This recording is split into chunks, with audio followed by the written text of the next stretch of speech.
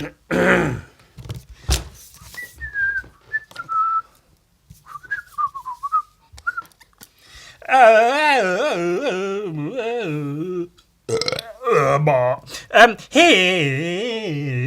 one for my American fellows. Fuck. How did the tune go? I had this all prepared beforehand, and now I've forgotten the tune of.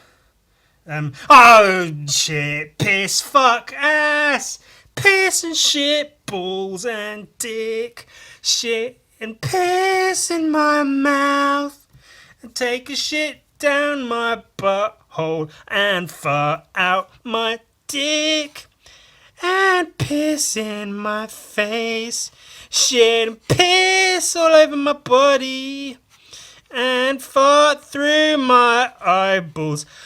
Oh shit, piss and fart, and dicks in my mouth, and poo poo pee, and pee pee and poo poo.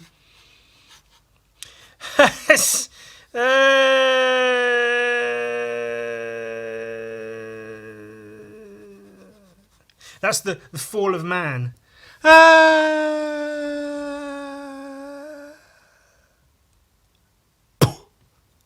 And then the little like on the Looney Tunes cartoons, Wile E. Coyote, where he falls off the cliff, he goes.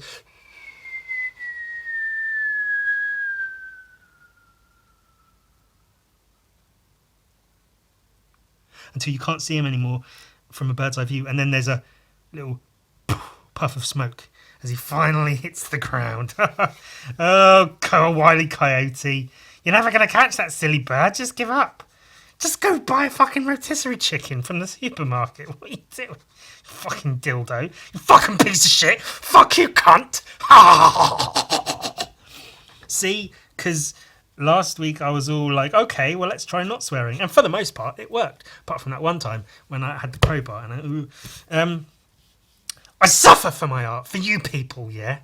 I do that. Shit, piss, fuck, fucking fart, dicks, penis, vaginas. And so now, today, it's the opposite. I'm doing all fucking swearing all the time. That's all I'm going to do is swear. Not all the time. That'd get boring, wouldn't it? But I'm going to swear a whole bunch because I don't give a fuck, or a shit, or a piss, or a fart in the ass. You can shut up. Fuck you. Fuck you. Ugh. That's an American fuck you for my American. Do you like how I was doing the American theme song? Is that what they call it? And now singing the American theme tune. It's Family Guy. And now I can't remember how the Family Guy theme tune goes.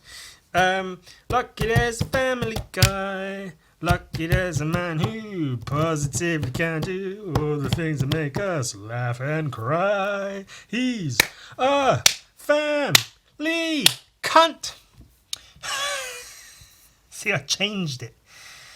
I think I liked Family Guy for about 5 minutes when I was in college. And I think that was largely because the girlfriend I had at the time really liked it. So we'd hang out at her place. And if we weren't playing video games, we were having lots of sex. And then we'd be watching Family Guy.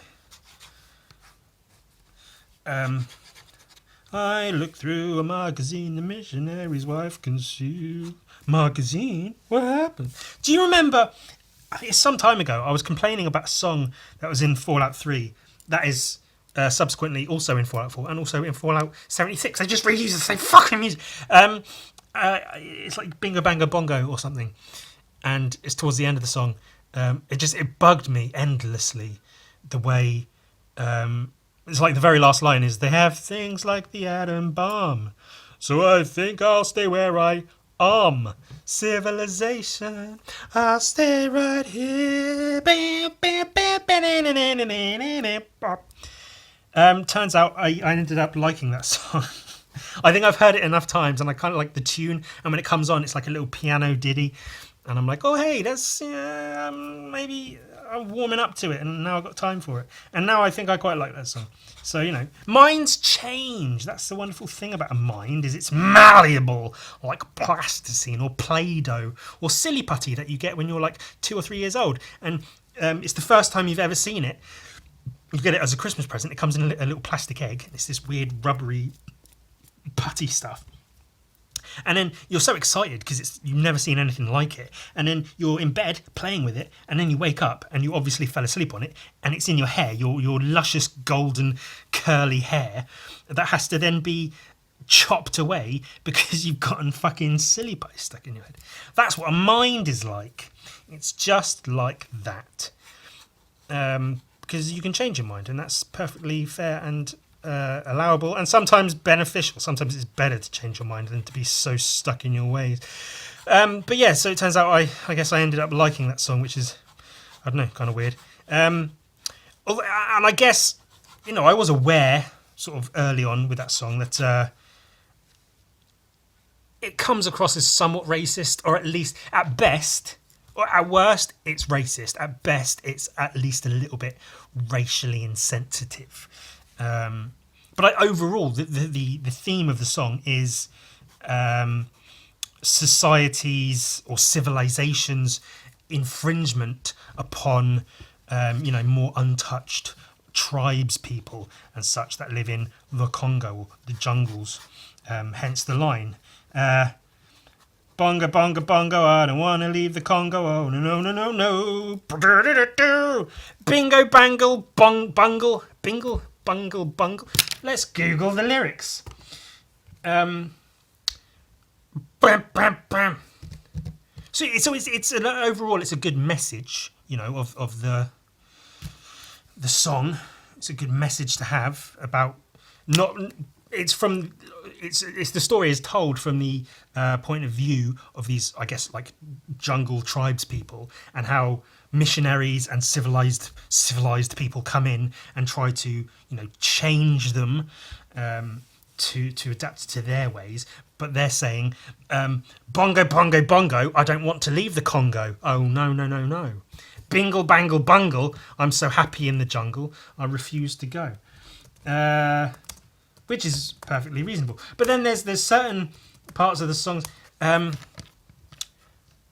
He talks about being on a train. Bongo, bongo, bongo, lyrics. That's what we're looking for. Lyrics. Bongo, bongo, bongo. Civilization. Bongo, bongo, bongo. By Danny Kaye and some women. Where's the line about a train? They hurry like savages to get aboard an iron train. Oh, they don't have the in-between lyrics.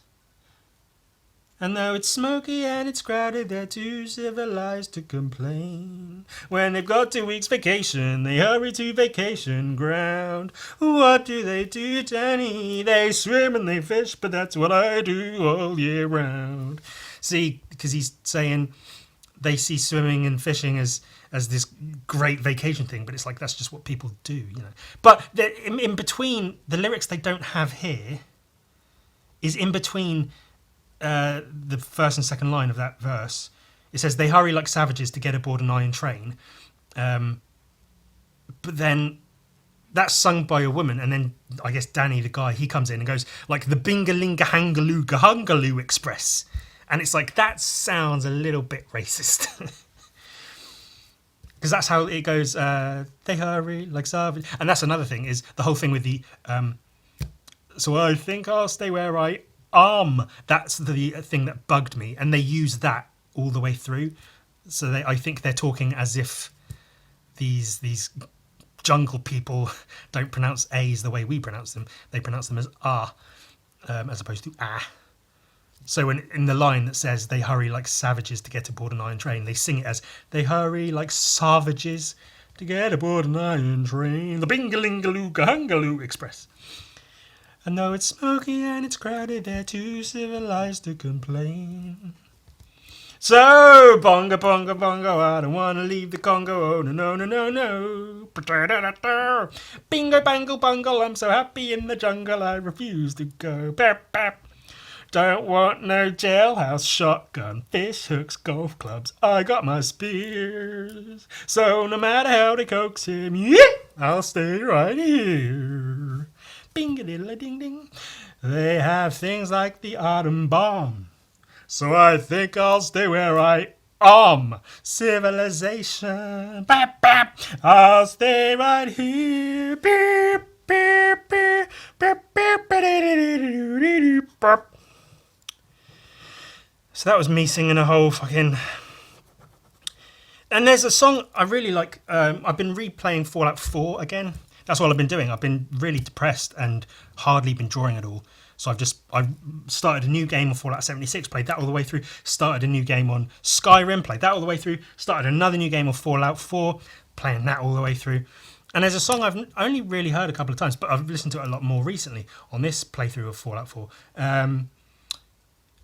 It's someone something singing the end of the world. Don't they know it's the end of the world? It ended when I lost your love. And I like the sound of the music. It's from the 60s, and I like the overall sound and the tone. And it's a very sad song. It's talking about how it may as well be the end of the world because I've lost this person that I love. So the world's over, but why is everything continuing? Why is the sun still shining? Why are the animals still doing animal shit? It's the end of the fucking world. What's happening? It's like the world's ended, but it's still carrying. It's so sad, and it's like a beautiful, nice little song. I like it. It's a very, very sad song though. It fills me with feelings because I'm depressed as shit, and I wish I was dead. But also, that seems to be a theme, in the Fallout, the choice of Fallout music. They have a bunch of just songs, but they also have a bunch of songs which just have even like that song that I was singing before. The very end of it is they have things like the atom bomb. So I think I'll stay where I am. Just like a song that has something to do with atomic fusion, nuclear things. They have lots of songs that have like uranium in the title or in the lyrics. Atom bomb, baby, boys, you can start one of those chain reactions in my heart. A nuclear vision, big and loud, mushrooms me right up on a cloud. Atom bomb, baby, little atom bomb. I want her in my wigwam. She's just the way I want her to be. 1,000,000 times hotter than TNT. Atom bomb, baby. You get it. Do you know what? But I think they really missed the trick by not having... it makes sense because all of the songs are from like the 50s and 60s or whatever. So it fits the theme and it's fine. But they should have had End of the World by R.E.M. I think that would be a perfect...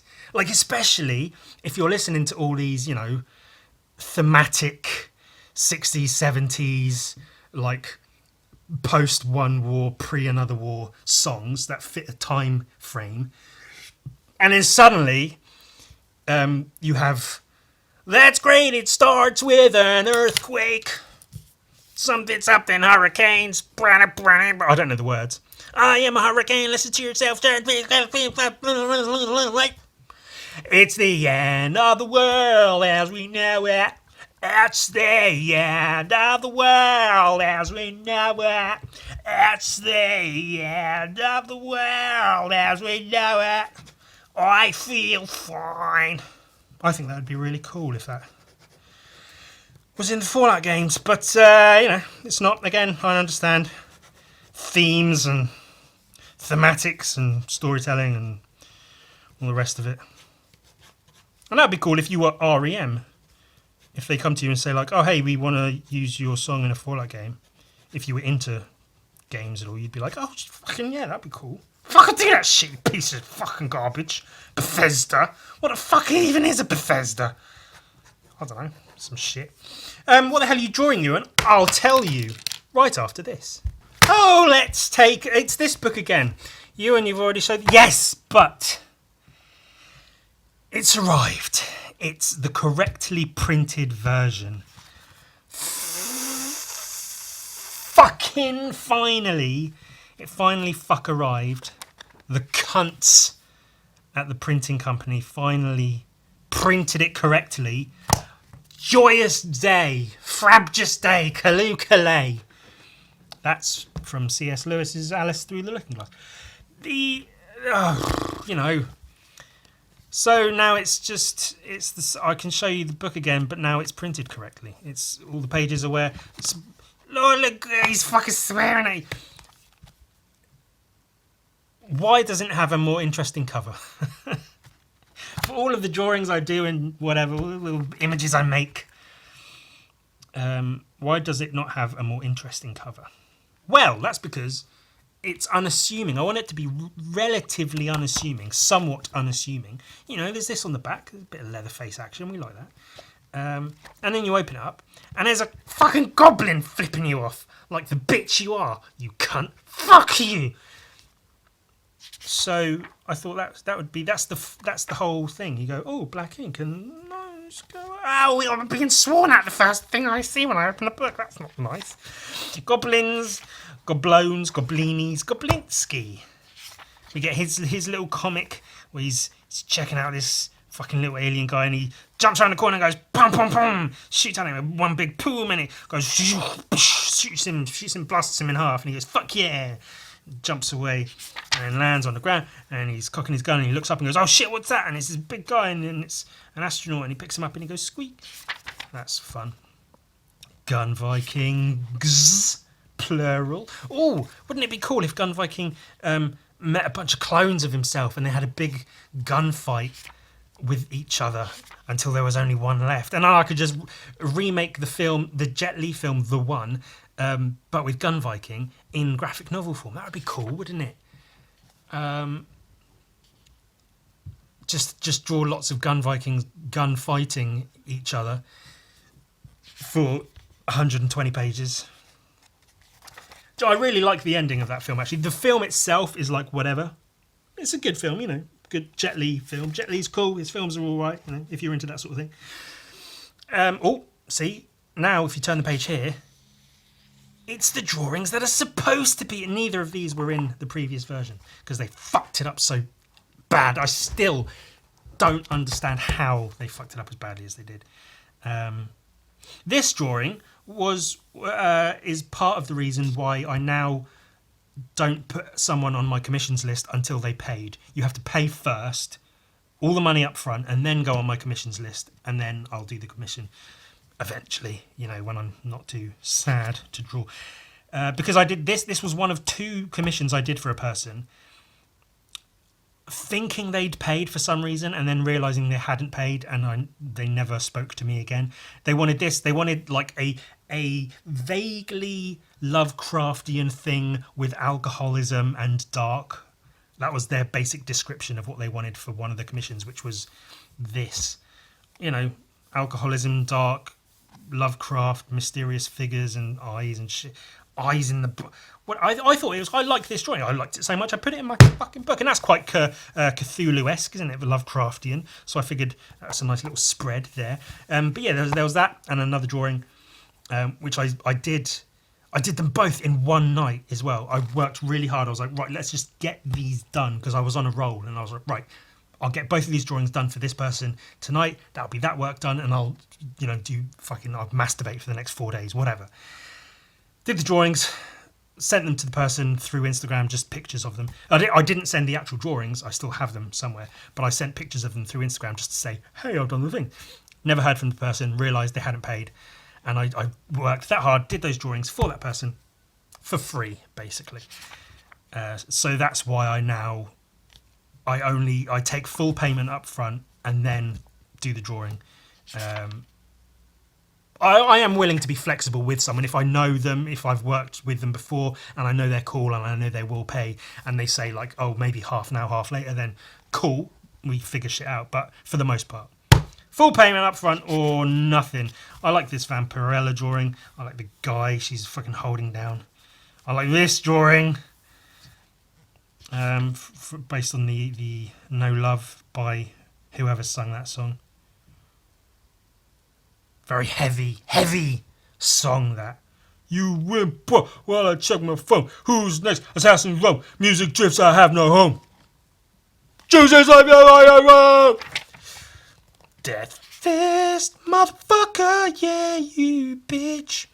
What was I talking about before I was like, oh, I'll talk about this and then I'll get back to talking about whatever the fuck. The one! Jet Li's the one. I like the end because the end, he's like, the film is in every sort of dimension. There's this guy of Jet Li, and so he goes to all these other dimensions, killing off these other versions of himself, becoming more powerful each time. Rick and Morty ripped it off for one of their episodes. So he can be the one rather than him being one of many. He wants to be the one. And then I can't remember exactly. It's been fucking decades since I've seen it. But I think he ends up going to hell, or like a hell dimension, but it's his own personal hell, wherein he's on top of a mountain and there's an infinite amount of his clones or like other dimension versions of him climbing up this mountain to fight him, and so he has to spend the rest of eternity fighting off clones of himself forever and ever and ever. I think that's what it is. It's basically, but I think that's a really cool like concept for a thing to put in a film. The concept of the film is quite cool, and you know, it's a cool kung fu action fight film. I'll have to watch it. I'm going to Google that and just so I can watch it again, because that would be fun to do. Maybe I'll do a drawing based on it. I don't know. Or maybe I'll steal the idea completely and make a comic book of it for Gun Viking and call it Gun Viking the One Viking. Ha ha! There you go. It's the first film that comes up. Jet Li, the One. I just typed in Jet Li and the first thing that came up was Jet Li, the One, 2001. Maybe my laptop's listening to me. Fuck. It's got Jason Statham in it. No fucking way. I don't remember that. The film, which deals with the concept of multiverses and interdimensional travel, follows Gabriel Yulao, Jet Li, a rogue agent who travels to parallel...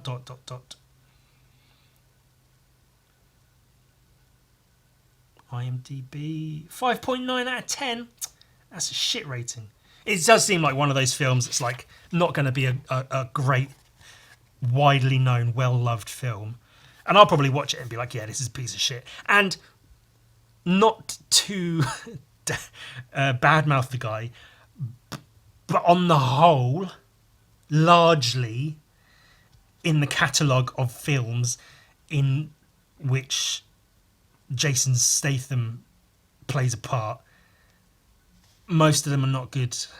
There's like Lock, Stock and Two Smoking Barrels is a phenomenal movie, and Jason Statham in that is really, really good. And I think that's when he's best, is when he's playing just like a guy. And then it's when they made like the Crank films, and I guess he's in some of the Fast and Furious films, where he's supposed to be this fucking action hero guy. That's when it just gets to be like, ugh, just fucking shut up.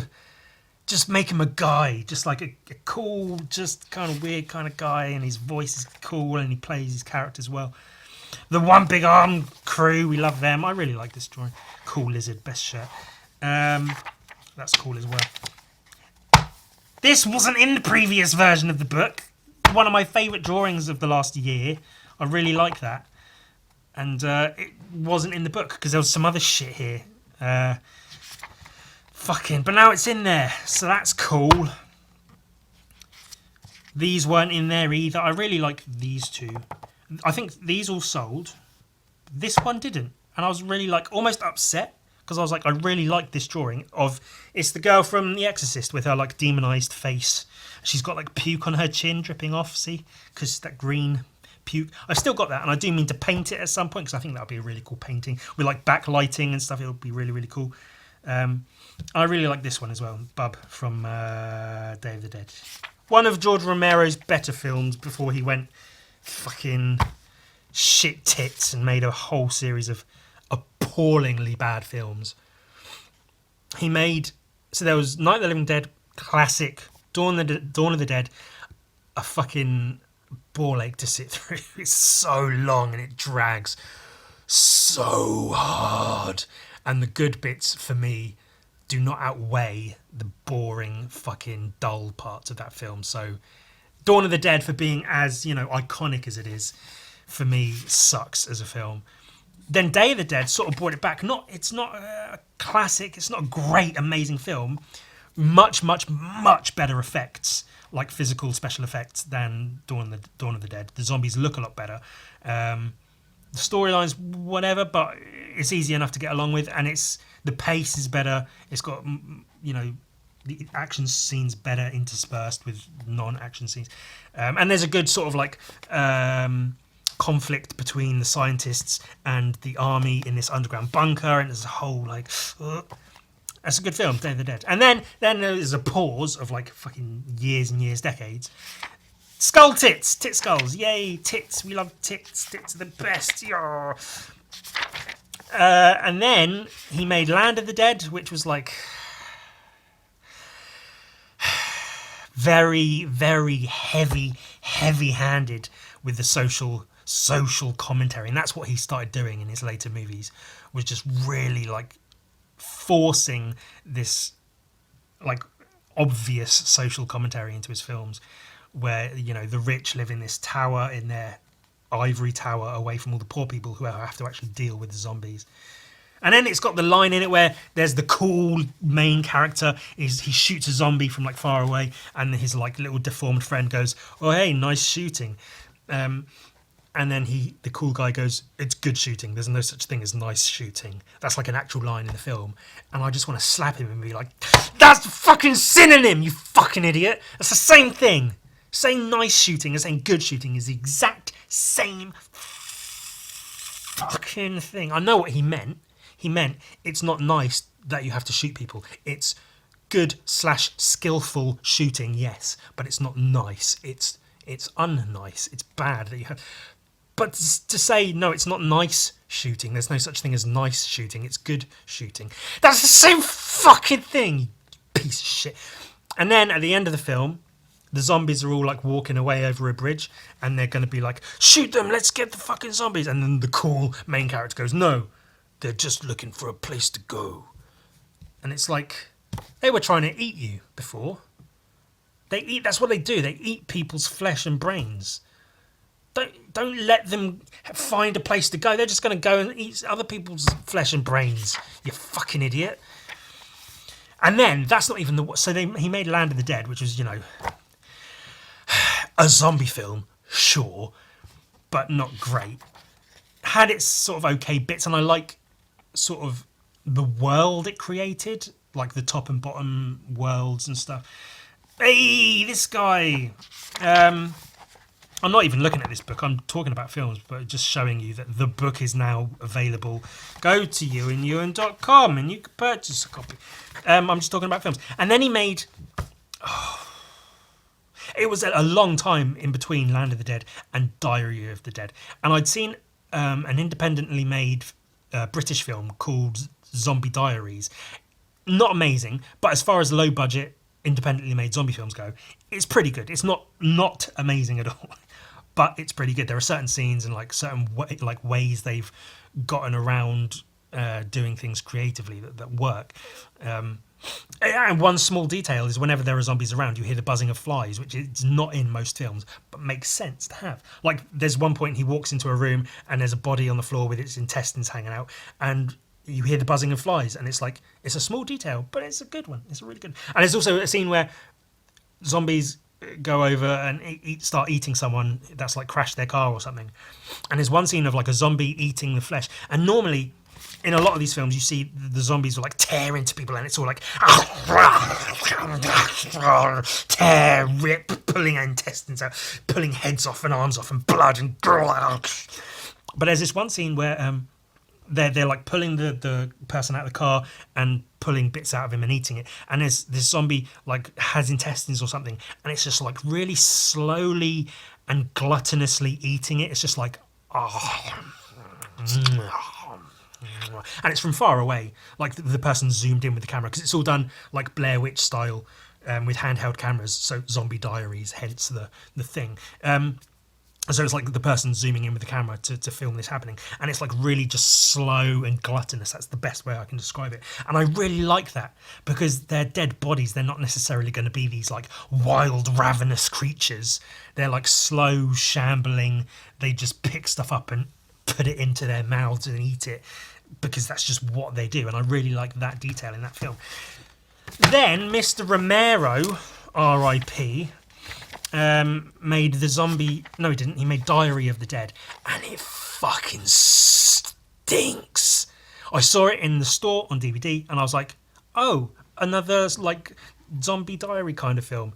Wait, George Romero? No fucking way. It's the brand new film from George Romero that I had just not fucking heard about. Saw the DVD, and I was like, getting that. Got it.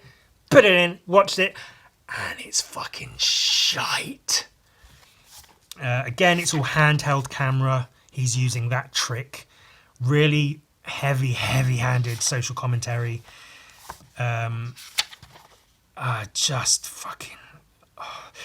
So the main character is this girl who's like filming it, and she's saying, this happened on this date, and it was a terrible tragedy. Like, oh, we all lost our friends and family, and it's important that it was shown. So I'm putting this video together to show you, that we were let down by the government, and we were let down by the people in charge. And then she says how, and for certain parts of the film, I've added in music to emphasize. She's saying this. She's explaining this, like at the start of the film. I've put in music and stuff to add to the atmosphere because I want you to be scared. I want the movie to feel scary. I want you to watch this documentation and feel scared. So I've put music in, and it's like, fuck you, fuck you. You either make a film, shot on film, and you edit with music and cuts and whatever, or you have the shot on handheld camera thing. Don't do both. Don't fucking do both. It doesn't work. It ruins it. And there's so many bits. There's like they're in a hospital and they're being attacked by zombies, and they use like, the IV pole, and they stick it through a zombie's eye or something. And then this girl goes, wait, let me try something. And she picks up a defibrillator and puts it on either side of the zombie's head, and like fries the brains out of its head, and its head sets on fire or whatever. And it's just like, there's no... You wouldn't. You just fucking would. I understand they did that for the film so they could shoot a scene where they used a defibrillator to melt a zombie's head from the inside out. Okay, fine, cool. But because it's shot on handheld camera, supposedly it should have a sense of realism about it. And then this one person's being attacked by a zombie, and I think it's the main character who does it. Her way of getting the zombie off of her friend that's being attacked is to say, hang on, let me grab this defibrillator. It might have an effect, it might not. It's a dead body that's moving around. I don't know if this will do anything, but she takes the time to use it on its head, and it burns the head, and it works, and it's bad CGI, whatever. But you just fucking wouldn't. You take a heavy object and you bash its fucking skull in until it stopped moving. You wouldn't experiment with zombie killing devices whilst your friend's being attacked by a fucking and there were so many points like that in that film, and it just fucking sucked. But then I don't even give a shit about this book. This has turned into the let's talk about zombie films book. You wanted me to talk about films? I'll talk about fucking films. Maybe that's what I'll do. I'll review every zombie film ever. So then, I think only a year or so later, after Diary of the Dead, was, I think it's called Survival of the Dead, which there's an army, like, sergeant character in Diary of the Dead. And the film follows him in the next film. So they're sort of interlinked in a way. And it's basically more of the same, but worse. And it's just like, I can't even remember much of it, but I remember there's a scene where it's this little like army troop, and they've all gone rogue, and they're trying to survive on their own. One of them is a woman, and she's a lesbian, and she's sat in this like open top jeep, like an army jeep with no roof on it, just sat there in a uniform with her hands down her pants, masturbating, just out in the open at night at least. And then someone comes up to her and is like, hey, you need a hand or something? And she's like, oh, fuck you, man. Fuck you. And it's just like, What? Why? By all means, have a scene where the woman is masturbating. She's lonely. It's the end of the world. Let her have her moment to do that. But then just to be doing that in a Jeep out in, as far as I can remember, more or less in the middle of nowhere, in an open top Jeep, where she knows her crew are around, close by somewhere, and then one guy walks up to her, and I think he says something like, "Yeah," and because he's a guy and she's a lesbian, so she's like, "Fuck you, man! You couldn't even handle this pussy," like that.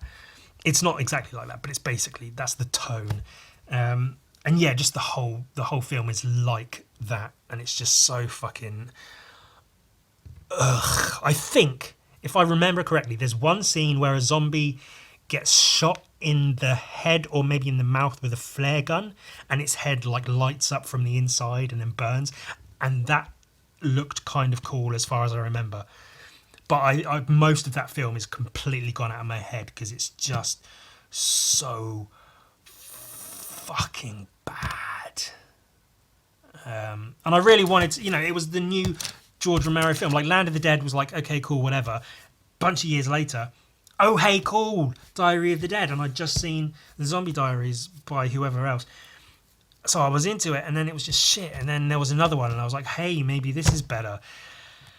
And it wasn't. EwanEwan.com, my new art book is out, and it's printed correctly. It only took fucking 6 weeks from the time I initially ordered it, but I'm happy with it. Like I say, I like the quality of the book. It's meant to feel somewhat photocopied and zine-like it can be a throwaway little thing. It's fairly soft and small. That's the idea. Nice little booky wook. Ugh, don't we all feel like that sometimes, eh? Trigger warning coming up.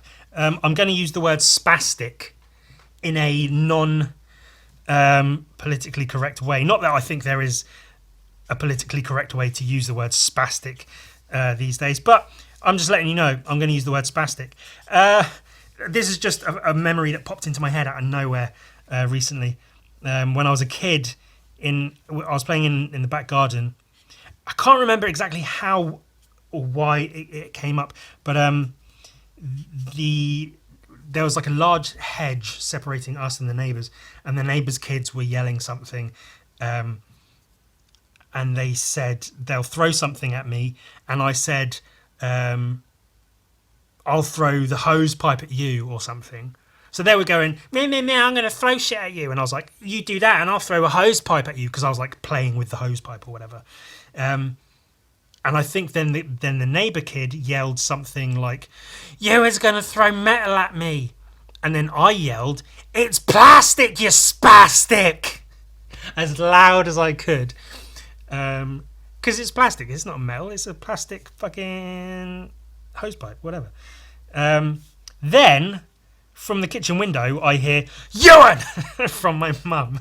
And I turn around, and I just see her face at the window, very, very angrily looking at me, as I just yelled, it's plastic, you spastic, over the garden hedge at the neighbour kids.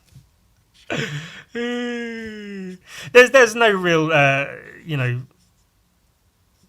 context or need for me to have told that story, but I thought it fit in quite nicely with the swearing. We're swearing a lot this episode, or we're swearing somewhat this episode. That's the whole point. I just thought, hey, I'll throw in the word spastic. Let's make it not just swearing, but also very nasty things to say. I'll say retard again. I'll bring that one back. I'll say retard and spastic. I'll use the N slur. No, I won't do that. I won't go that far. Come on now. Hey, did you see Dave Chappelle brought Elon Musk out? And he brought him out saying, everyone, the richest man in the world. And everybody booed Elon Musk. As if, what was Dave Chappelle thinking they'd do? In the current climate, the way things are currently for everybody, cost of living and, the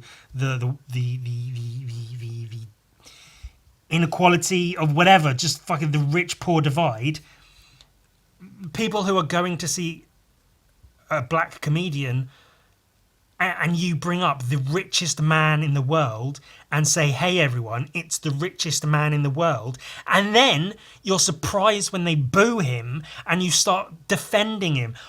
What the fuck were you expecting to happen? Anyway, that's my thoughts on that, I guess. It's just fucking retarded, frankly. A stupid move by Dave Chappelle.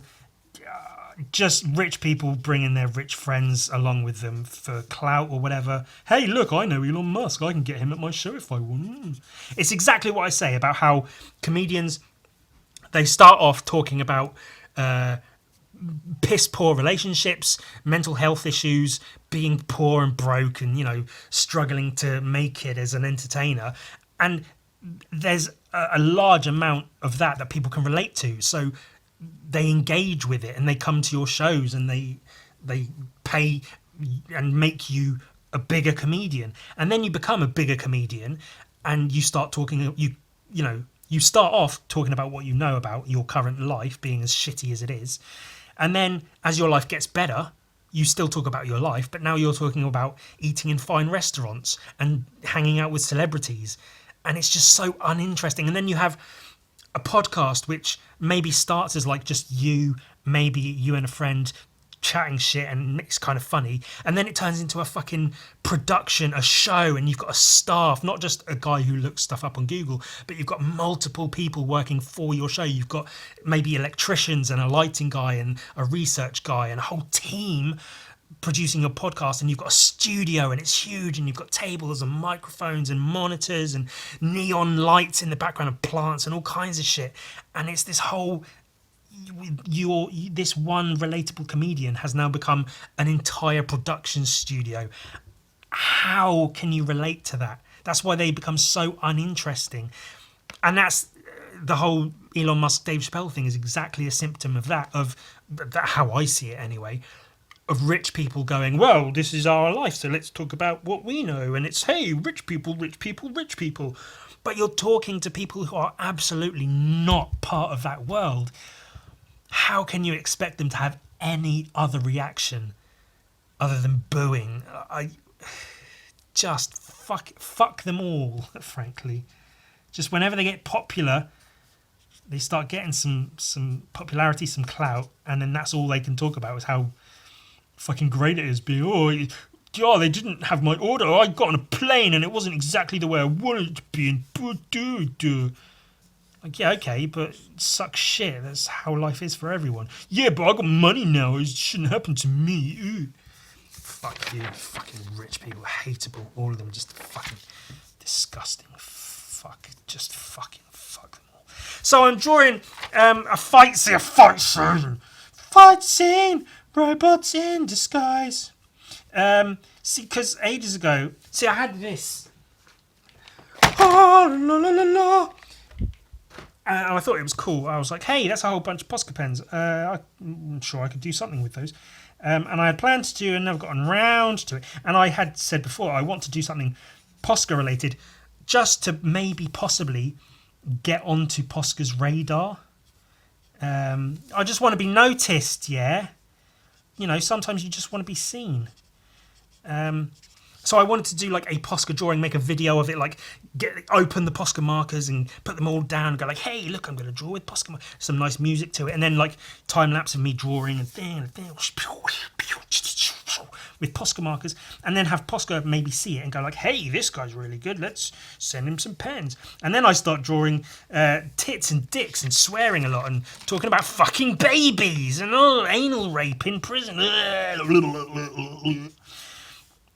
The stuff I always talk about, obviously. But I just want to be seen. Sometimes that's all you want. You just want to be seen. You want to be noticed for what you do. I thought it'd be cool to try and go at least somewhat legitimate and just try to be half decent with it.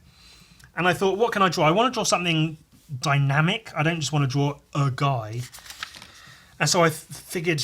My initial thought was like a Mexican wrestling scene, which could be cool, which I could turn this into easily enough. But then I thought like, well, that's very far out from what I normally do. So what would I normally do?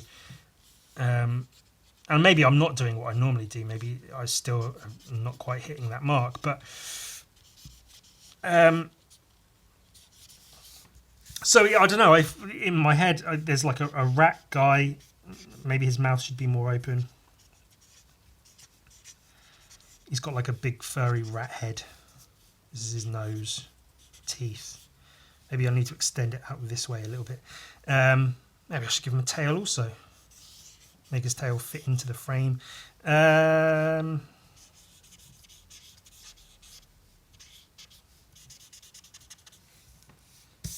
that work? Kind of. It's good enough. It's not perfect. Yeah, the head definitely needs to come out this way a bit. I don't know what the fuck I'm doing with this guy. Maybe I'll just make him some silly bozo who doesn't know what's going on. A leg going this way, a leg going that way. And then this is the rat guy's other hand. Very long, stretchy arms. But yeah, I figured that could be like a cool... Obviously, this is a very rough version, but a cool, like, do that with Posca pens. You know, I've got whatever these colours are. Like, I could make this guy sort of yellowy orange. This guy could be pink, because I've got a pink Posca pen somewhere.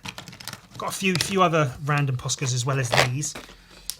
And then I can use like these marker pens, which is not what they were initially bought for, which I mentioned last week. There's a whole other thing which I will show off at some point. But I can use the lighter grey ones to add shadow to some of the colours if I don't have like darker shades of some of them. And that can work. And then the brush pen for the outlines and a bit of hatching here and there, maybe a little bit of big hatching in places, and then just like some bold colours for the background that contrast with the characters. I think that could work really, really well. I think it'd be a really nice drawing to do.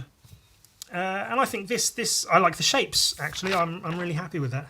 Kind of goofy, kind of fun, not too serious. A bit of foreshortening. Maybe I'll make this hand even bigger, because I do want it to look like big and whooshy and dynamic. So maybe I'll make this hand bigger, work on the rat head a bit more, pull it out a bit, and I don't even know, like,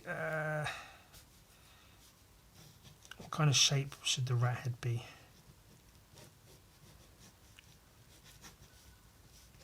It should have like big angry eyes. Teeth. I want his mouth to be open, I think. Do I want to put a tongue in there? Maybe I'll have his tongue. No, I don't want to cover up, because I want to almost show off my anatomy drawings, especially like this is a really good area to show off, because you can get some really nice lines in there. So maybe I don't want to cover that with a tongue, but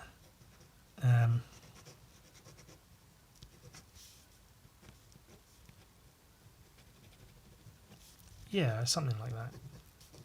Rat head man, the rat head man, the rat head man, rat head man, the rat head man. That's Freddy Got Fingered doing the backwards man. I'm the backwards man, the backwards man, the backwards man, the backwards man. I can walk backwards as fast as you can. I can walk backwards as fast as you can. I'm the backwards man, the backwards man. Yeah, rat head man, and then whatever head man. I don't know why a rat head. I think initially I thought I was thinking Mexican wrestlers. And then I thought, it's not really my wheelhouse to do Mexican wrestlers. So maybe change it. And then I thought like, oh, animal heads. And I thought like I could do like a cool looking wolf head. I think that was my initial thought, was maybe I just had this kind of shape in mind for the head. So I was thinking like, oh, I could do like a wolf head.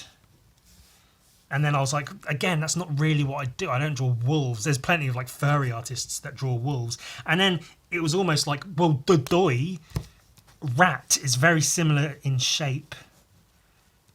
You know, you edit a couple of things and then you get yourself a rat head as opposed to a wolf. So give him a fucking rat head. And then I remembered ages and ages ago, I think it was for like an Inktober or something. I drew like a sexy... I say sexy, I don't know what it was. I can't remember exactly. It was something like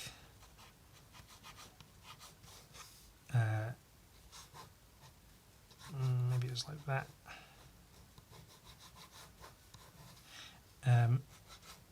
And he had a rat head. It was a sexy rat head man in a Speedo. He had like a big bulge in like a little pink Speedo. He had a really hot body with a six-pack and stuff, and he had a rat head. This could almost be a good drawing if I work on it a little bit, actually. I say that, it could really not be that at all. Something like that. I drew that ages ago, and I think that was vaguely in my head. So I thought that could be quite cool to do here. And give them like wrestling-style tights and boots. You know, they're quite high-waisted sort of things.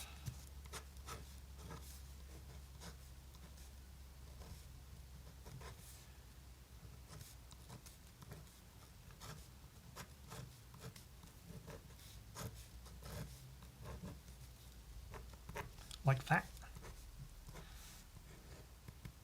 You know, like wrestlers have. Was all of that pretty much off camera? Yeah. They have the bulge, you know, as you do. Yeah, wrestling style tights and boots. Maybe some designs on the sides. And just make it dynamic and cool, yeah. I get some cool ink work for the lines and stuff. I'll make it cool, I'll make it a really cool drawing. Tilt this guy this way a little bit, make his head a bit bigger. Bring his nose up, have his mouth open. Would that work if it was like his head was here?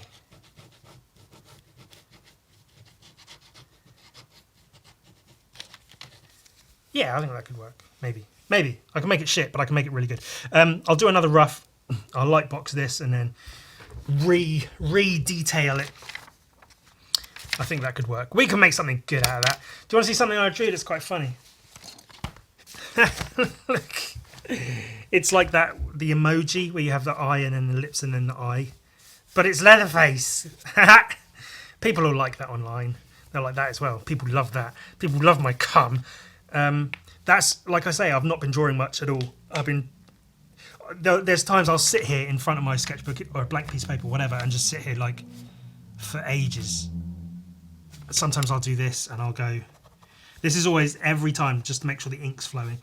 And then I go, I got nothing. I got fucking nothing. Draw a couple of boob drawings, a couple of bum drawings. Some of those I like, some of them I don't. And I'm just sort of stuck. I feel uninspired. I made him pink. I feel just uninterested. I feel very sad. I feel very lonely, very, not wanting to exist. And so it's difficult when, you're trying to be creative, but ultimately you don't want to be here. So at the same time, I can't escape the fact that I'm very lucky to be in the position I'm in. And I talk about this again and again and again. I know it's whatever, but there are people that would kill to be in the position I'm in.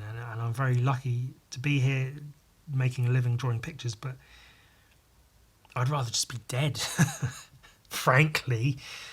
And it's I think ultimately it's when I have no interest in the end result of like being an artist and then what? Money. Like money doesn't exist. I don't want it.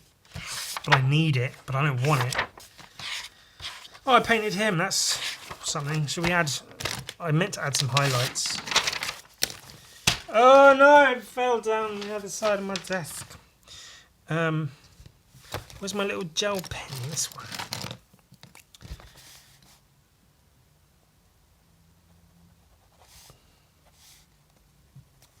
Give him a bit of shine to him. I don't know if that helps or anything at all. Maybe it's shit. But yeah, so I've just been feeling incredibly uncreative. I'm sure it's just a passing little thing, and it will. I'll get over it, and something will come up. Something will come out. I try, as I've said, with like, putting a portfolio together and stuff. I tried to keep in mind like, hey, next year I'll get on it. Once we hit the new year. But also inside of myself knowing the new year means absolutely nothing to me. And as like a milestone or a new beginning or whatever. It's just time continuing. The fact that it's a new year means nothing, but it's just an easy point, like a waypoint to say, I'm here currently. When I get to here, then I'll start working harder and getting things done. It's easy for me to say that, but I don't know how realistic that is. Did I tell you I have finally got to draw my pregnant friend, and that was fun? That's really, really cool. That's my dinosaur onesie that she's wearing. This is drawn from a photo. These were drawn in person. This and this were drawn from a photo. But then I took a photo from a lower angle, and it looked like she was like Mother Mary or something, like Mary Magdalene or fucking whatever. And I thought if she had a halo, like it's almost perfect with the hood and whatever. So I'm going to do that sort of like that. So I've gotten rid of the dinosaur elements of the onesie and just had it like a cloak or whatever. But yeah, so most of the drawings I've been doing lately have been what you've seen in the podcast. I have ideas for drawings, but I'm finding it really hard to actually sit down and do them. Do something with this. What? This is the time! I should probably fucking shut up. Maybe if I make this his head weirdly shaped. This is his arm. And his face.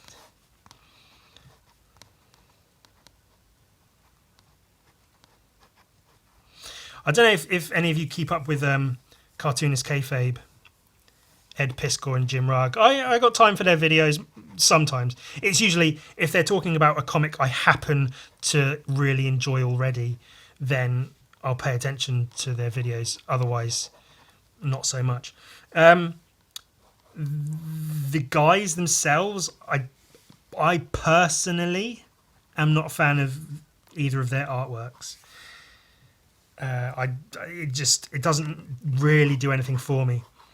But there's one drawing of Ed Piskor's where he was doing like a parody of, I think it's the Todd McFarlane cover. I think I mentioned it maybe even last week, of the Wolverine with his claws out, and in the claws is a reflection of the Hulk. I think that's what he's doing. So Ed Piskor did like a parody of that with like a newer version of Wolverine or whatever.